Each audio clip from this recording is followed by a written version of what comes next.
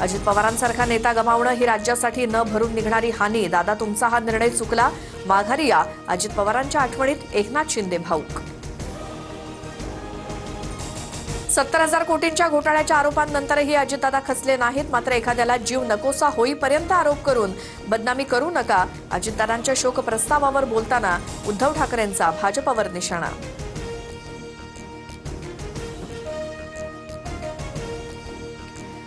अजितदादांवरील आरोप तथ्यहीन. आरोप समुद्रात बुडवा. विधिमंडळात रोहित पवारांची मागणी.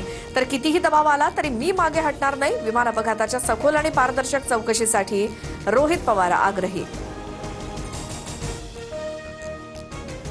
विधिमंडळाच्या दोन्ही सभागृहात दिवंगत अजित पवारांचा शोकप्रस्ताव.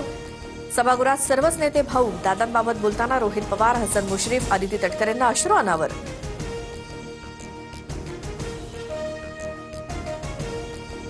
पुण्यामध्ये काँग्रेस प्रवक्ते हनुमंत पवारांना भाजपच्या कार्यकर्त्यांकडून मारहाण. तुषार दामगुडेंनी बंदुकीचा धाक दाखवत मारहाण केल्याचा काँग्रेसचा आरोप. घटनेचा व्हिडिओ समोर.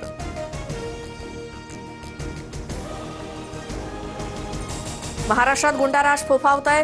गृहमंत्र्यांनी गुंडांना अभय देऊ नये. काँग्रेस प्रवक्त्याला मारहाण केल्यामुळे हर्षवर्धन सपकाळ आक्रमक. तुषार दामगुडेंच्या अटकेची मागणी. राज्यातील उर्वरित स्थानिक स्वराज्य संस्थांच्या निवडणुका लांबणीवर. 50% आरक्षणाचा प्रश्न निकाली निघेपर्यंत निवडणुका घेणं अनुचित. सर्वोच्च न्यायालयाची स्पष्ट भूमिका. 2 दिवसात सुनावणीची अंतिम तारीख ठरणार.